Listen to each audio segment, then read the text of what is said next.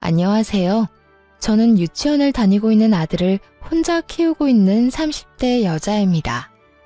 제 삶에 이혼은 없을 거라 확신한 만큼 결혼 생활 내내 남편을 믿고 의지했었는데요.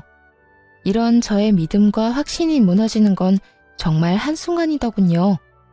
저는 남편의 외도 사실을 다름 아닌 돌이 갓 지났던 아들 덕분에 알게 되었는데요. 경악스러웠던 저의 이혼 이야기 한번 들어보실래요? 저와 남편은 결혼한 지 3년이 지나가던 부부였어요. 남편은 자세하게 밝힐 순 없으나 어쨌든 공무원이었고 전 평범한 회사원이었어요. 결혼 2년이 지나가던 시기에 임신 사실을 알게 되었고 무사히 출산을 해 눈에 넣어도 아프지 않은 아들을 품에 안게 되었어요. 문제는 육아휴직이었어요.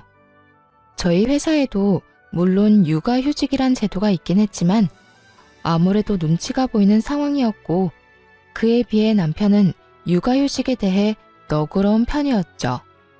그래서 휴직이 곤란한 저를 대신해 남편이 육아휴직을 쓰고 집에서 아들을 보살피기로 했고 전 그런 남편 덕에 회사에 눈치 보지 않고 몸만 회복하고 출근을 하게 되었던 것이었어요.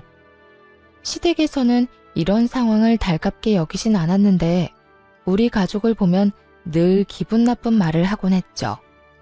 남편이 사표를 낸 것도 아니고 그저 육아휴직을 냈을 뿐인데 꼭 저를 위해 회사를 아예 그만둬버린 것처럼 말이죠.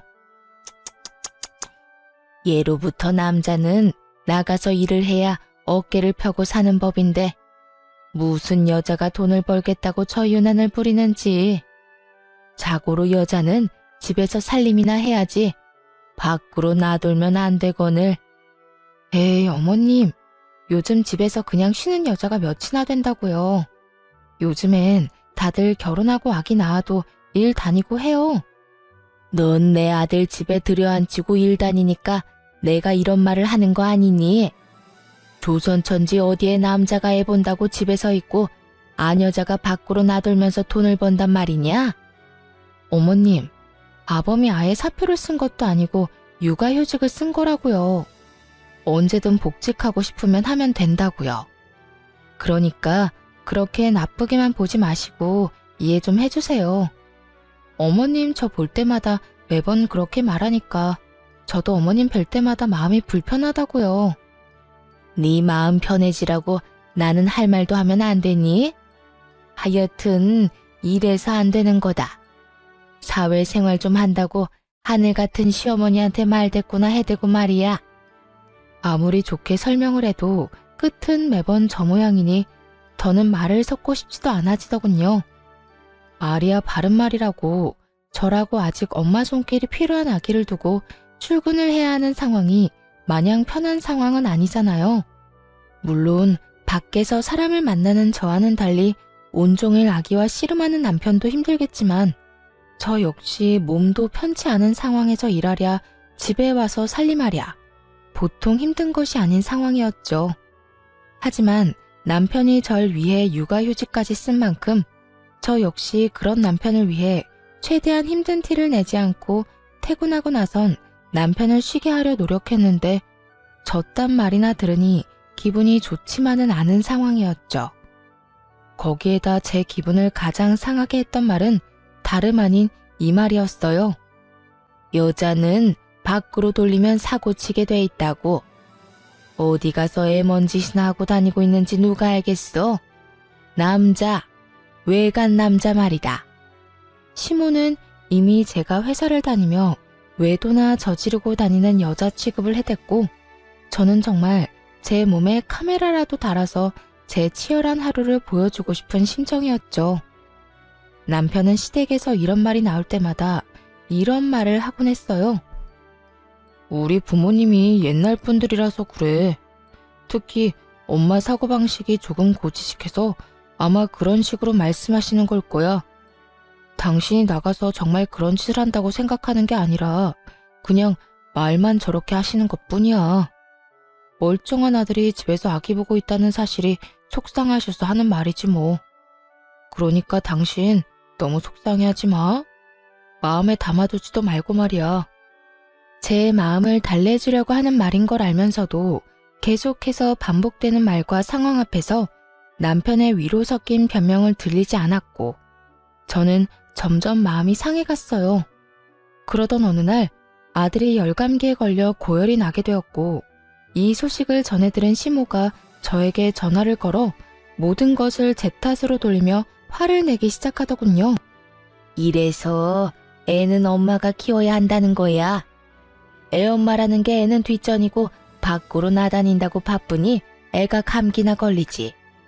가뜩이나 아픈 아들을 두고 출근하는 것이 마음도 편치 않고 아들과 남편에 대한 미안한 마음 때문에 눈물을 쏟아내고 싶은 심정인데 퇴근하고 집에 돌아오자마자 저딴 소리나 듣고 있으니 그야말로 폭발을 해버리고 말았어요. 어머님은 제 아들이 눈이 간지러워서 눈만 깜빡거려도 제 탓을 하실 건가요? 애들이 크다 보면 아프기도 하고 감기에 걸리면 열도 날 수 있는 일인데 그건 애가 크는 과정인 거지 누가 잘못하고 누가 틀려서 그런 일이 일어난 게 아니잖아요. 자연스럽고 당연한 일인데 왜 그걸 제 탓으로만 돌리세요? 저도요, 회사 다니고 싶어서 다니는 거 아니고요. 회사 다니고 싶은 남편 끌어다 앉힌 것도 아니라고요. 육아휴직을 먼저 내겠다고 말을 꺼낸 사람도 육아휴직을 결정한 사람도 다 남편이니 더는 저한테 이런 식으로 말하지 마세요. 너 이때까지 이렇게 할 말이 많은데 어떻게 참고 살았니? 입이 무거운 건지 속이 엉큼한 건지 알 수가 없구나. 시모는 있는 힘껏 말을 비꼬아대며 비아냥대고 있었고 저 역시 그런 시모에게 지지 않고 제 할 말을 해주었어요.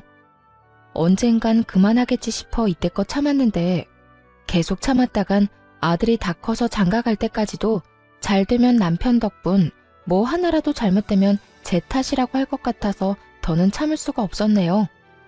넌 무슨 말을 그렇게 하니? 내가 또 언제 그렇게까지 네 탓만 했다고. 남들이 들으면 크게 오해하겠어. 난 전부 너를 걱정하는 마음의 한 말이었단다. 시모는 제가 한마디도 지지 않고 맞서자 그제야 한 발 물러서며 본인이 언제 그랬냐고 발뺌을 했고 전 그런 시모에게 조금 더 단호하게 경고 아닌 경고를 날려주었습니다. 어머님은 그런 의도가 아니었다고 한들 모든 걸 제 탓이라고 생각하고 절 미워한다고만 생각이 들었어요. 앞으로는 제가 이런 오해를 하지 않도록 어머님께서 조금 더 조심히 해주세요. 저 역시 그렇게 생각하지 않도록 노력할 테니까요. 그러면 들어가세요. 저는 그대로 전화를 끊어버렸고 남편은 그런 제가 심했다고 생각했는지 저에게 이렇게 말하더라고요. 꼭 그렇게까지 말했어야 했어. 엄마도 애가 아프니까 속상해서 하는 말이잖아. 이때까지 잘 참다가 갑자기 왜 그래? 내가 참기만 하면 어머님이 그만했을 것 같아? 아마 모르긴 몰라도 날 한평생 못 살게 굴었을 거라고. 난 절대 그렇게는 못 살아. 내가 무슨 죄를 지었다고 이런 말을 듣고 살아야 해? 당신이 나서서 막아줄 거 아니면 앞으로 아무 말도 하지 말고 지켜나 봐. 제가 이런 식으로 단호하게 말하자 남편도 가만히 있어주더라고요. 남편은 알았던 거죠. 제가 한 번 아니라고 생각하고 화가 나면 말릴 수 없다는 걸 말이죠. 남편은 더는 이 일을 입에 올리는 일은 없었고 시모 역시 여전히 저를 싫어하는 티가 나긴 했지만 모든 것을 제 탓으로 돌리는 태도는 점차 줄어들더군요. 그렇게 1년이라는 시간이 지났고 무사히 아들의 돌잔치를 마치고 난 얼마 뒤였어요. 남편은 슬슬 복직하고자 하고 있었고 아들을 잃은 시기에 어린이집을 보내야 한다는 사실을 친정엄마가 알게 된 모양이에요. 아이가 조금 더 클 때까진 봐주신다고 먼저 말해주셔서 한숨 돌린 상황이었죠.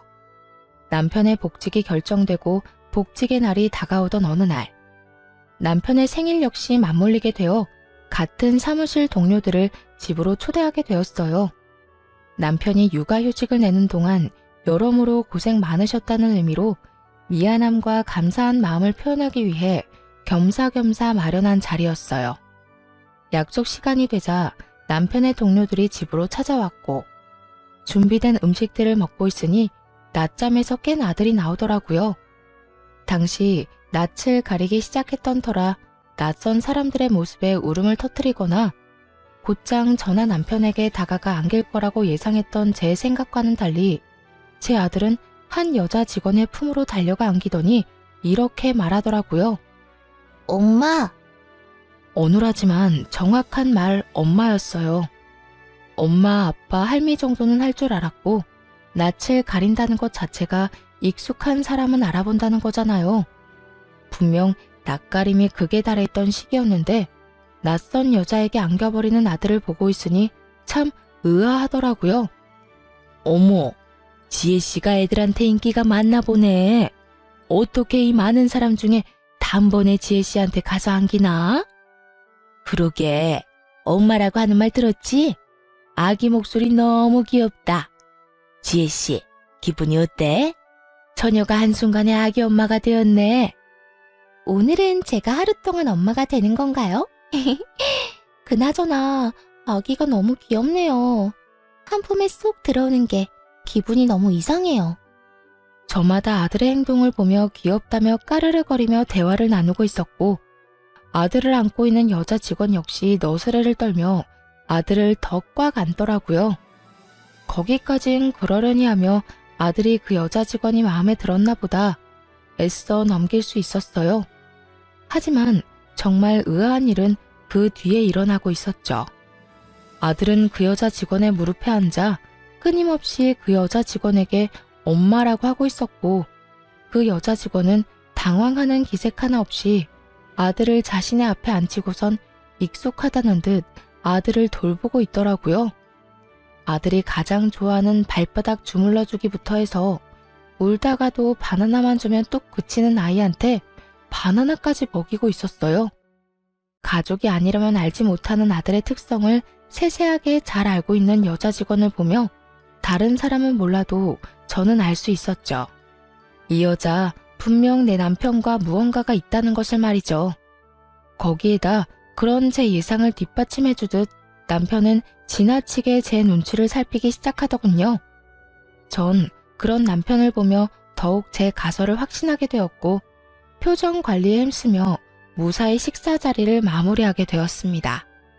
손님들을 다 보내고 난 후 여전히 제 눈치를 지나치게 살피는 남편을 최대한 아무렇지도 않게 대하고 있었어요. 제 마음엔 99% 정도 그 여자가 그저 직장 동료가 아닐 거란 걸 확신하고 있었지만 혹시나 제가 큰 오해를 하고 있다면 그거 역시 그거대로 많이 곤란한 상황이 될 수 있을 테니까요. 전 표정 관리를 하며 오늘 하루 무사히 잘 넘겨 다행이라는 말을 하며 은근슬쩍 그 여직원 이야기를 꺼냈어요. 그 여자 직원 우리 아들 엄청 잘 봐주더라.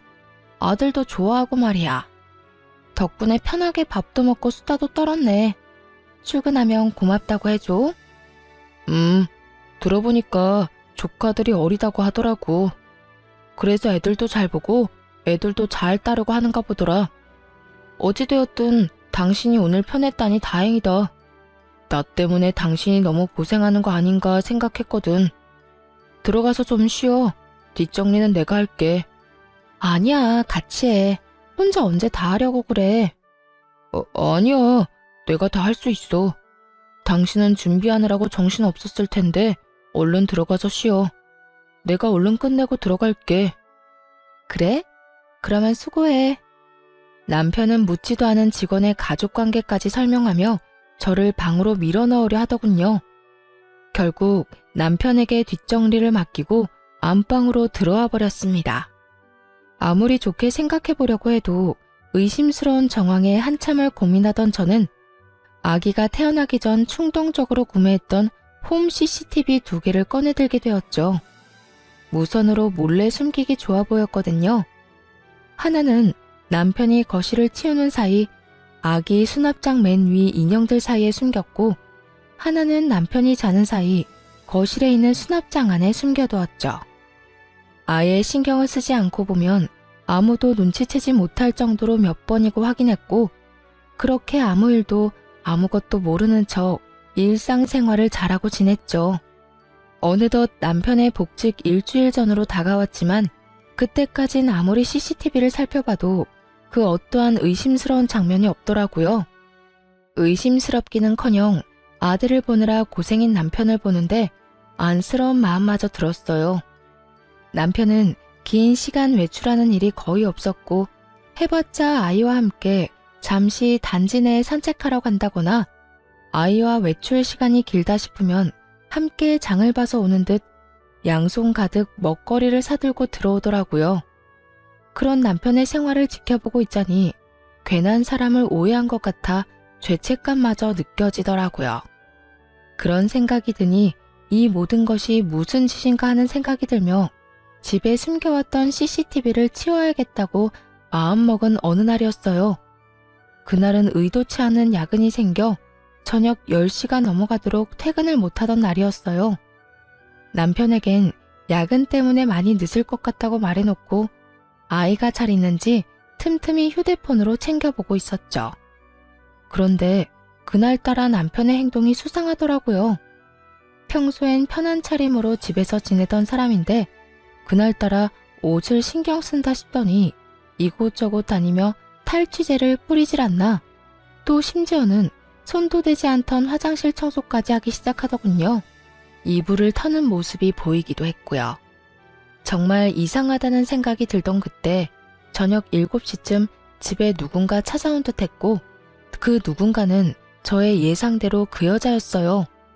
두 사람은 제가 없는 제 집에서 마치 신혼부부라도 되는 양 행복한 시간을 보내기 시작하더라고요. 그러면서 나누는 두 사람의 대화에 손이 벌벌 떨리더군요. 자기야, 왜 이렇게 오랜만에 왔어? 아이고, 혹시 모르잖아. 일도 바쁘기도 했고 그날 주원이가 나한테 엄마라고 하면서 내 무릎에 앉는데 내가 태어난 척했지만 정말 깜짝 놀랐다니까. 자기 부인은 아무 말도 안 했어? 내가 말했잖아. 그 여자 눈치가 진짜 없다고. 그날도 무사히 잘 넘겼다고. 자기 덕분에 밥 편하게 먹었다고 오히려 고마워하더라니까. 그나저나 나도 깜짝 놀랐지 뭐야. 엄마라고 하라고 시키긴 했지만 집사람 앞에서도 자기한테 엄마라고 할 줄은 전혀 몰랐잖아. 남편은 아들의 머리카락을 쓰다듬으며 상간녀를 보고 웃고 있었고 상간녀 역시 남편과 눈을 마주하며 웃는가 싶더니 아들을 끌어안고 경악스러운 말을 하기 시작했어요. 그러니까 우리 주원이가 참 똑똑하다니까. 주원아, 엄마 해봐. 엄마. 그래 주원아, 지금부터 익혀둬. 네 엄마가 될 수도 있으니까 말이야. 남편과 상간녀는 제 아들을 붙잡고 엄마라고 말하라며 시키고 있었고 아직 아무것도 모르는 아들은 그저 맑게 웃고 있더라고요. 그 모습을 보는데 정말 눈이 돌아버릴 것만 같은 기분이었어요. 그게 끝이 아니에요. 상간녀는 옷방으로 들어가 편한 옷까지 갈아입고 나와선 집 주인인 척 행세를 하는데 정말 집으로 당장 뛰어가고 싶은 심정이었어요. 그 모든 장면을 보는데 왜 제 아들이 상간녀에게 엄마라고 부르며 살갑게 굴었는지 알 것만 같더라고요.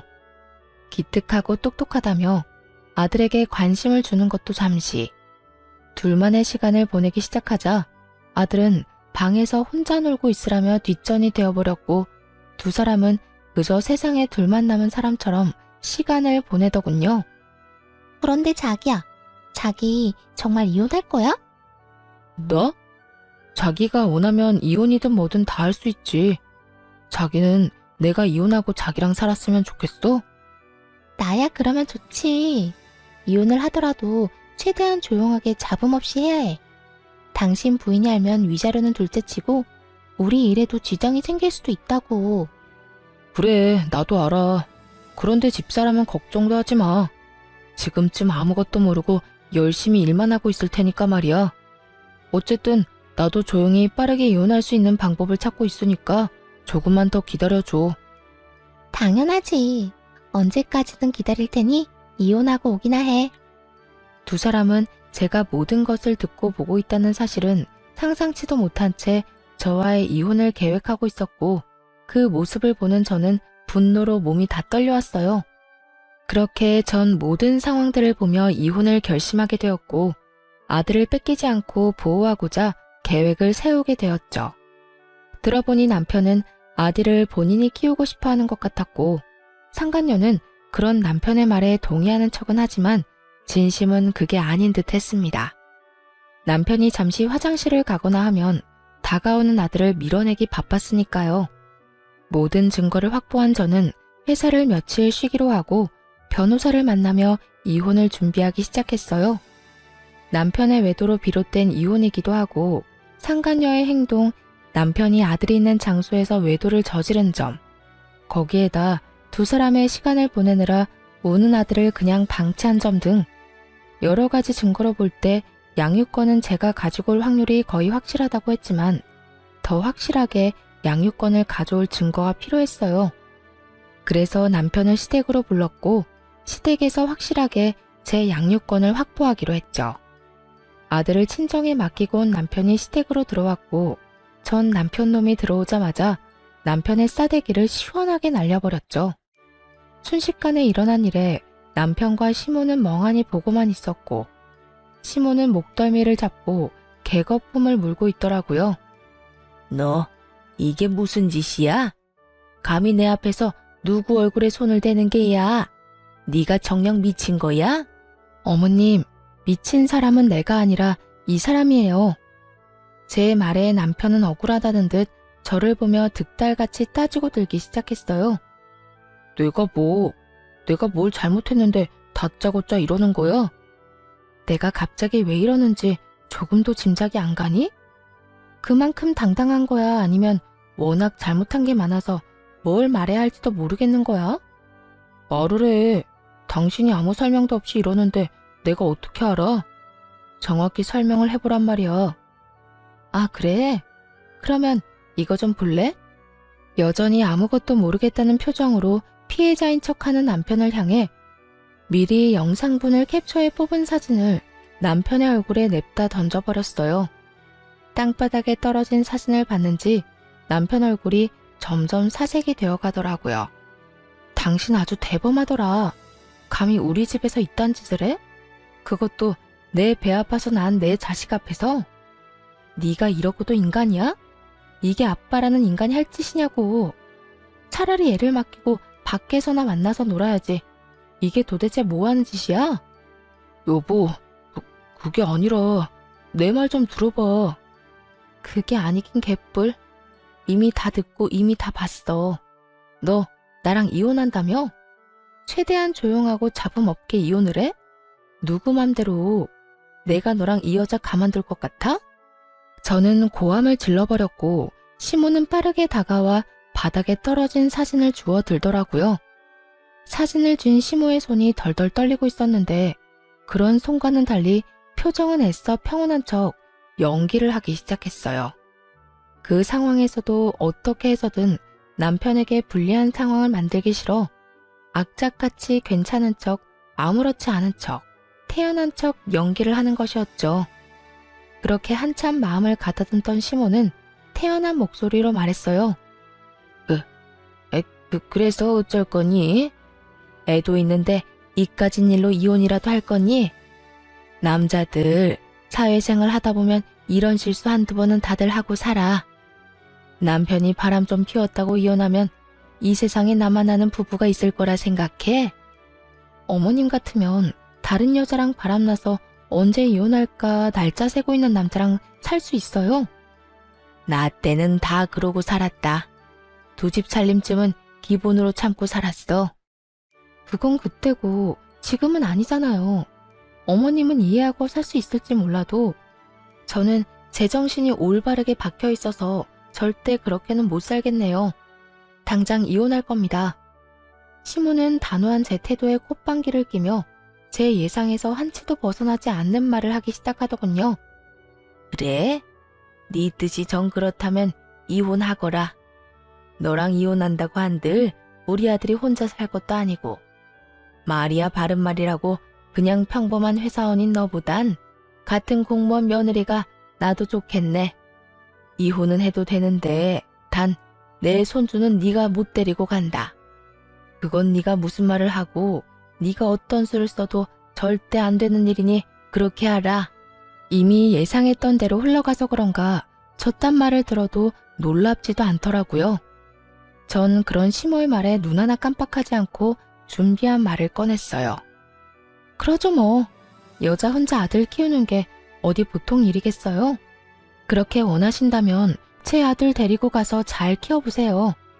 그런데 어머님, 새며느리 될 이 여자도 과연 어머님이랑 같은 생각일까요? 나이도 어려 직업도 공무원이라 앞날이 창창한데 이혼남인 것도 모자라 애까지 있다고 하면 글쎄요. 지금은 사랑에 눈이 멀어서 앞뒤 재지 않고 이딴 짓까지 한다고 쳐도 막상 정말 이혼까지 하고 애까지 키워야 한다고 하면 그 여자가 순순히 받아들일지는 잘 모르겠네요. 뭐야? 지금 네 말은 그 여자가 내 손주를 안 키워주기라도 할 거란 말이야? 그렇잖아요. 어머님 같으면 직업도 공무원에 나이도 어린데 이혼남도 모자라 애까지 키워야 한다고 하면 그런 결혼할 것 같아요. 제가 본 게 좀 있어서 그러는데 그 여자 절대 제 아들 제대로 안 키울 거예요. 우리 집에 나 몰래 왔을 때도 남편이 화장실 가니 애는 나 몰라라 하던데요 뭘. 이렇게 바득바득 우겨서 데려간 아들 다른 데는 맡기지는 못할 거고 그렇다고 해서 어머님이 이제 걷기 시작한 애를 도맡아 키울 수는 없을 텐데 그래도 손주가 아까워서 저에게 못 주겠다고 하면 하는 수 없죠. 제가 포기할게요. 시모는 제 말을 가만히 듣고 있더니 일리가 있다 싶었는지 순식간에 말을 뒤집더군요. 아, 아니다. 모름지기 애는 엄마가 키워야 하는 게야.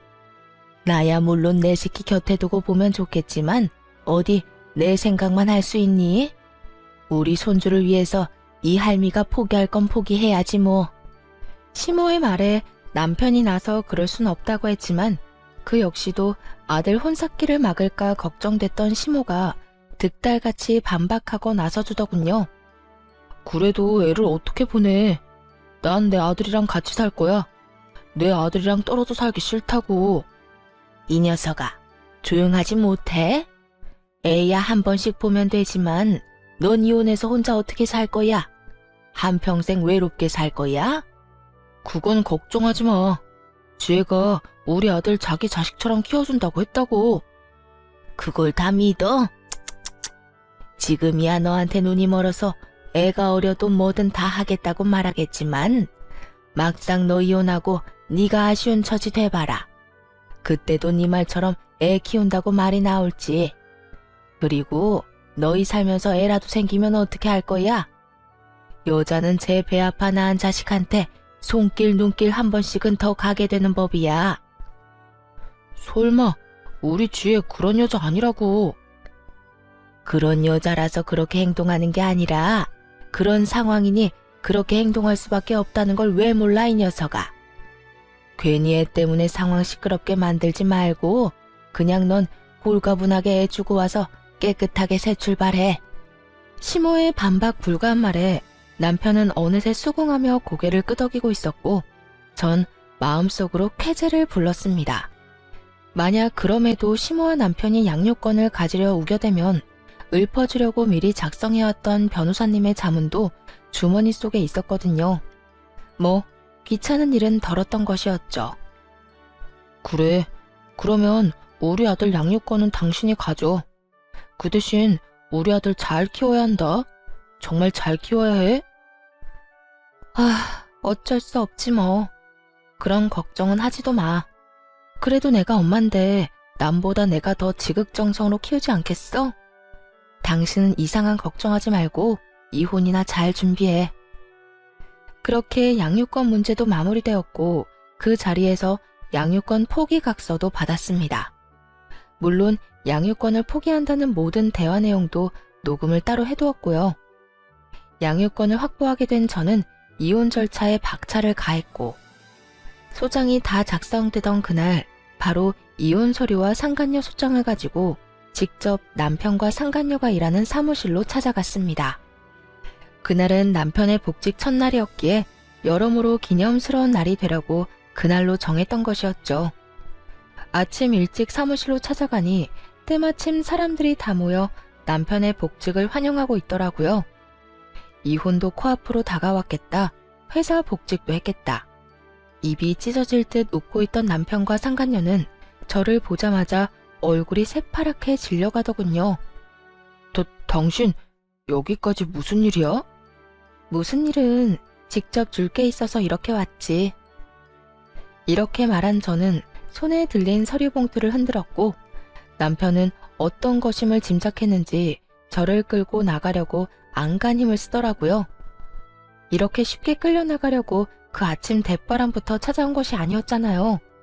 전 초인적인 힘을 발휘해 남편을 뿌리치곤 남편의 얼굴엔 이혼 서류를, 상간녀의 손엔 상간녀 소장을 쥐어줬어요. 이건 당신 거고 이건 그쪽 거. 보면 알겠지만 당신한테 준 건 이혼 서류고 그쪽한테 준 건 상간녀 소장이야. 제 입에서 상간녀라는 단어가 나오자 사무실엔 정적이 흐르고 모두가 놀란 토끼 눈을 하며 남편과 상간녀를 번갈아 보더군요. 상간녀는 이런 와중에도 발뺌하기 바쁘더라고요. 이걸 왜 날 줘요? 사람 착각한 것 같은데 저 이런 거 받을 이유가 없다고요. 받을 이유가 없어? 그럼 내가 받을 이유를 여기서 한번 읊어줄까? 너 나 회사 출근하면 우리 집에 들락날락했던 거 내가 모를 줄 알아? 내 남편한테 이야기 못 들었니? 내가 다 알았다는 거. 아니면 이야기는 다 들었지만 내가 이렇게까지 나올 줄은 몰랐던 거야? 그래서 이렇게 말도 안 되는 발뺌질을 하는 거야? 발뺌해도 소용없어. 증거는 넘쳐나고 상간녀 소송 진행되면 어차피 다 알게 돼 있으니까 발뺌 그만하지? 저는 정말 아니라니까요.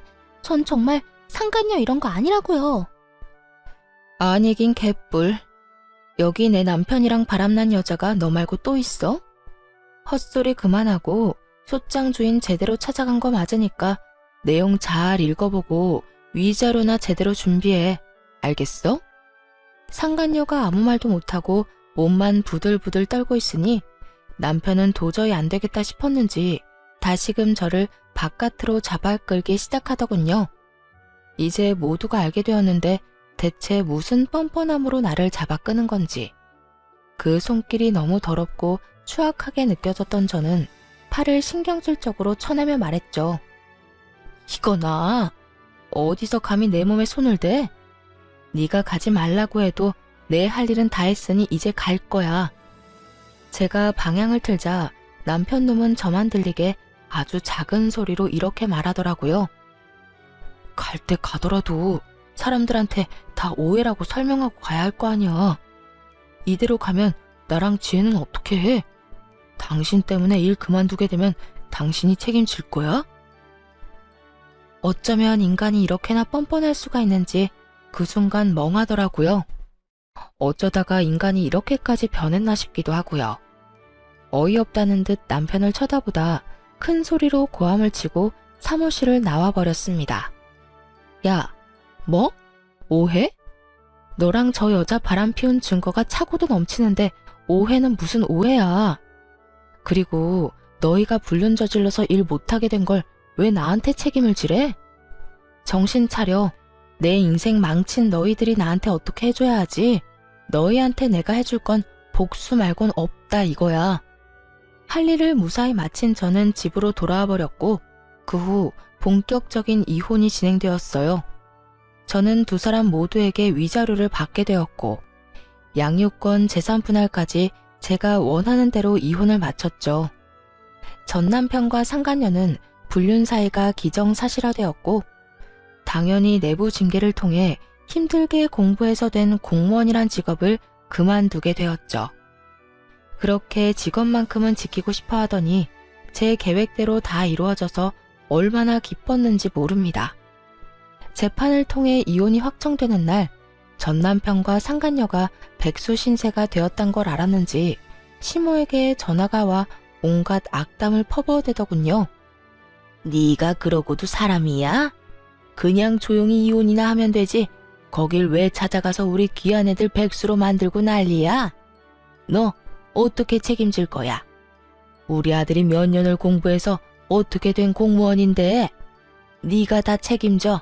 네가 다 책임지라고. 내 진짜 개념 없는 아줌마인 건 알고 있었지만 이 정도인 줄은 몰랐네. 잘못을 했으니 그 모양 그 꼴이 된 걸 왜 나한테 책임지래요? 공무원이나 되는 양반이 불륜 저지르고 조강지쳐 버릴 생각이나 하니까 그 모양 그 꼴이 된 거라고요. 너 지금 말 다 했니? 개념이 없어? 개념은 네가 없겠지.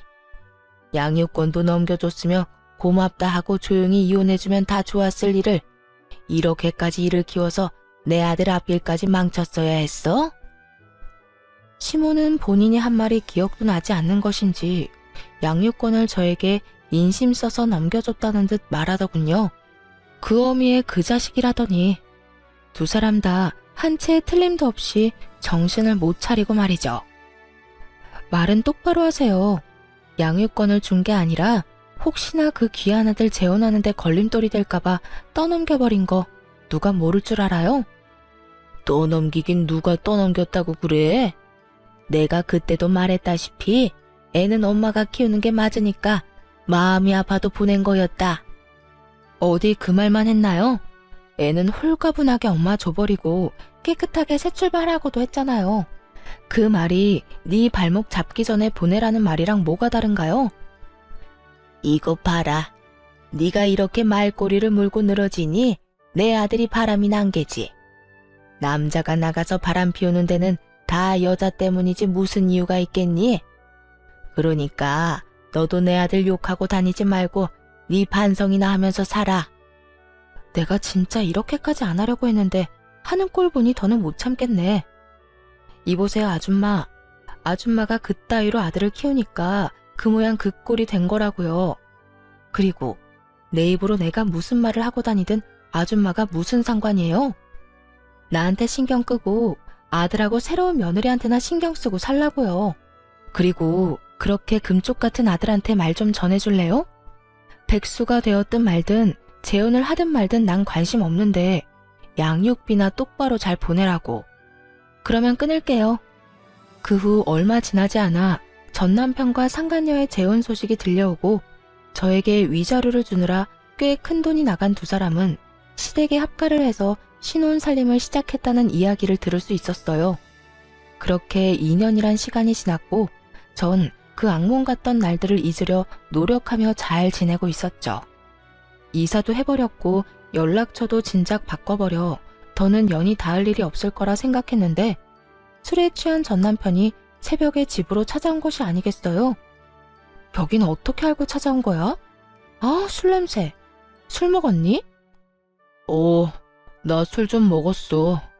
여긴 여기저기 묻고 물어 알아냈지. 술 먹다 보니까 우리 아들이 너무 보고 싶어서 말이야. 우리 아들 잘 지내지? 술에 취한 전 남편은 아들 타령을 하며 집으로 들어오려고 했고 얼른 그런 전 남편을 밀쳐내버렸어요. 양육비는 고작 6개월 주고 잠수를 타버린 놈이 어디서 감히 아들을 입에 올리는 것인지 아직도 정신 못 차렸구나 싶더라고요.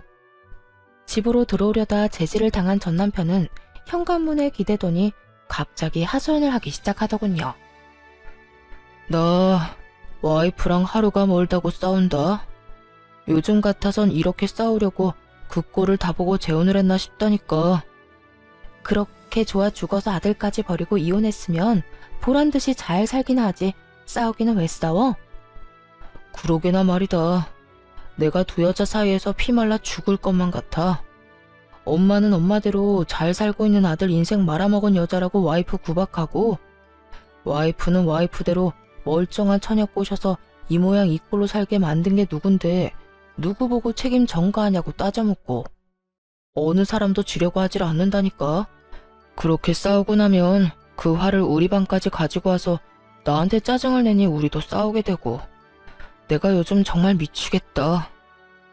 전 남편은 웃기지도 않게 저에게 부부싸움을 한 이야기를 꺼내더군요. 그래서 요즘 그렇게 싸운다고 하소연이나 하려고 찾아왔니? 그것도 이 새벽에? 아니, 그렇게 힘들다 보니 우리 아들이 너무 보고 싶더라고. 그래서 찾아왔지. 그래서 말인데 잠시 얼굴만 좀 보여주라. 응? 밀고 들어오려는 전 남편을 최선을 다해 막아서며 양육비 이야기를 꺼냈죠. 얼굴 같은 소리 하네. 내가 너 양육비 청구 소송하려다가 네 인생이 불쌍해서 참고 있는 거야. 이때껏 밀린 양육비 일시불로 내놓을 거 아니면 헛소리 하지 말고 얼른 가라. 아랑곳하지 않고 술주정을 부리기 시작하더군요. 이미 정신이 나가버린 상태인 듯했고 주머니를 뒤져 전 남편의 휴대전화로 상간녀에게 전화를 걸었어요. 지금 시간이 몇 시인데 안 들어오고 뭐해? 그러게, 지금 시간이 몇 시인데 네 남편 지금 우리 집 현관문 앞에 퍼지고 앉아서 술주정 부리고 있다. 얼른 와서 좀 치워줄래? 제 말에 상간녀는 노발대발하며 고함을 질러댔고 전 주소를 알려주며 그렇게 고함을 지를 시간에 얼른 와서 이 인간 쓰레기나 빨리 치우라고 해버렸죠. 그렇게 전화를 끊고 얼마 지나지 않자 임신을 했는지 배가 꽤 나온 상간녀가 화를 내며 오더라고요. 이게 도대체 무슨 일이야? 두 사람 나 몰래 만나고 있었어요? 두 사람 재결합이라도 하기로 했냐고. 내가 미쳤어? 이딴 인간이랑 재결합하게. 그러면 내 남편이 왜 여기 있어요, 왜? 나한테 복수라도 하려고 내 남편 끌어들였어요? 너도 당해봐라 이거냐고요. 야, 가지라고 해도 안 가고 오라고 한 적도 없거든? 알려준 적도 없는 집 찾아와서 이러는데 나보고 어쩌라는 거야? 난 네 남편한테 아무런 감정도 없으니까 제발 좀 데리고 가고 앞으로 네 남편 단속이나 좀 잘해. 다음에 또 이딴 식으로 찾아오면 경찰에 신고할 거라고 꼭 좀 전해주고. 상간녀는 저를 한번 쏘아보더니 전 남편을 흔들어 깨워 질질 끌고 집으로 돌아가더군요. 그 꼴 참 보기 좋다 싶었네요. 그 후 들리는 전 남편은 또 제 번호를 어떻게 알았는지 연락이 와선 친절히 그 뒷이야기를 전해주더라고요. 당신 도대체 내 와이프한테 그날 뭐라고 한 거야? 혹시 뭐 오해할 만한 이야기 했어?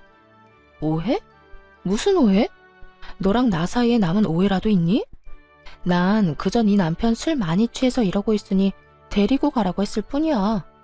아, 나한테 개거품 물길래 남편 단속이나 잘해라고도 했네. 별 말도 안 했는데 내 와이프는 왜 그러는 거야? 당신하고 나하고 다시 만나는 게 분명하다면서 흥신소에 의뢰를 해서라도 증거 잡아낼 거라고 난리를 부리는데 나 정말 미치겠다고. 도대체 우리 집이랑 전화번호 누가 알려줬는지 모르겠는데 이딴 말이나 하려고 전화했니? 술도 다 깬 것 같으니까 다시 한번 말할게. 너 나한테 연락하고 찾아오려거든 밀린 양육비 다 내놔. 양육비는 꼴랑 6개월 주고 입 닦아놓고선 어디서 양심도 없이 연락질이야? 네 부인이랑 싸우든 말든 난 관심도 없으니까 찾아오지도 말고 연락도 하지 마. 한 번만 더 연락하거나 찾아오잖아? 경찰에 신고는 물론이고 바로 양육비 청구 소송 들어갈 테니까 그렇게 알아. 전 전화를 끊어버리고 차단을 해버렸고 그 후 다른 소식이 들려오더군요. 상간녀의 광기 어린 집착에 결국 전 남편도 폭발을 했는지 큰 싸움이 되어버렸고 화가 머리끝까지 난 상간녀는 전 시댁을 뒤집어 엎어버리고 짐을 싸서 나가버렸다고 하더라고요. 전 시모는 그 모습을 보곤 목덜미를 잡고 뒤로 넘어가 버렸고 세상에 다시 없을 사랑이라고 자부하던 두 사람은 이혼을 하게 되었다고 합니다. 뱃속에 아기까지 있는데도 말이죠. 그렇게 사랑해서 모든 걸 다 버리고 결혼까지 하더니 그 사랑의 결말이 겨우 가정 파탄이라니. 역시 불륜 커플에 어울리는 결말이다 싶었네요. 그러게 바람 피운 게 뭔 죄냐며 창피한 줄 모르고 나댈 때 알아봤죠. 그 후 전 잘 지내고 있습니다. 몇 년이라는 시간이 또 지났고 아이는 이제 유치원에 다니고 있어요. 그리고 또 전해드릴 좋은 소식은 제가 결혼을 앞두고 있다는 것이에요. 제가 만나는 남자는 회사 거래처 사람으로 알고 지낸 지는 오래된 사람이에요. 이혼을 하고 3년 뒤쯤엔가 우연찮은 계기로 밥을 함께 먹게 되었고 이런저런 이야기를 나누다 가까워졌죠. 처음엔 그저 친구처럼 지냈는데 어느 날 갑자기 예비 남편이 고백을 해오더라고요. 저 사실은 오래전부터 관심이 있었어요. 그게 이혼하고 난 뒤부터 말이에요.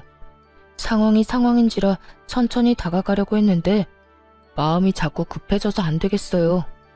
우리 지금처럼 친구같이 만나는 거 말고 좀 더 가까운 사이로 지내면 안 될까요? 이 고백을 듣는데 제 인생에는 다시 없을 거라 생각했던 설렘이 느껴지더라고요. 그래도 애까지 있는 돌싱녀에겐 너무 아까운 사람이라는 생각에 그저 안 된다고 밀어냈는데 그런 저를 끝까지 잡아주더라고요. 그렇게 저는 예비 남편의 마음을 받아주게 되었고 결혼까지 앞두고 있네요. 배려심도 깊고 무엇보다 제 아들을 친자식처럼 아끼고 사랑해주는 제 예비 남편에겐 남다른 아픔이 있는데요. 그건 바로 부모님이 일찍 돌아가셨다는 것이에요. 오랜 시간 사랑이 고팠던 제 예비 남편에게 저와 제 아들이 아낌없는 사랑을 주며 함께 잘 살아가 보려고 합니다. 어렵게 시작한 관계이고 힘들게 마음먹은 재혼인 만큼 더 신중하고 더 최선을 다해 살아보려고요. 다들 응원해 주실 거죠? 사실 아들을 데리고 이혼을 하게 될 때만 해도 제가 재혼을 할 거란 생각은 하지도 못했었어요. 하긴 예상하지 못한 이혼도 했는데 재혼은 못하란 법은 없긴 하죠. 어쨌든 이혼할 때까지만 해도 여자로서의 제 삶은 끝이 났고 오로지 엄마로서의 삶만 남았다고 생각했는데 그건 또 아니더라고요. 그렇다고 해서 이혼을 하고 난 후 아들과 살던 시절이 행복하지 않았던 건 아니었지만 새 사람이 되고 나니 그 행복은 배가 되어 돌아왔어요. 제가 이런 말을 하는 이유는 바로 저와 비슷한 상황에 계신 분들 때문인데요. 아이가 있기 때문에 한 번의 실패 때문에 등등 많은 이유로 새 출발을 생각도 하지 않는 분들이 많더라고요. 그런 분들께 말씀드리고 싶어요. 자녀분을 홀로 양육하고 있다는 건 그만큼 사랑이 넘치고 책임감이 있다는 뜻이고 이혼을 했다는 건 손가락질 받거나 욕먹을 일이 아니란 것이에요. 아무 잘못도 없는 우리가 한 발 내디뎌 행복해야 하는 건 당연한 거 아닐까요? 다들 행복하세요. 제가 응원할게요. 긴 사연 함께 해주신 분들 감사합니다.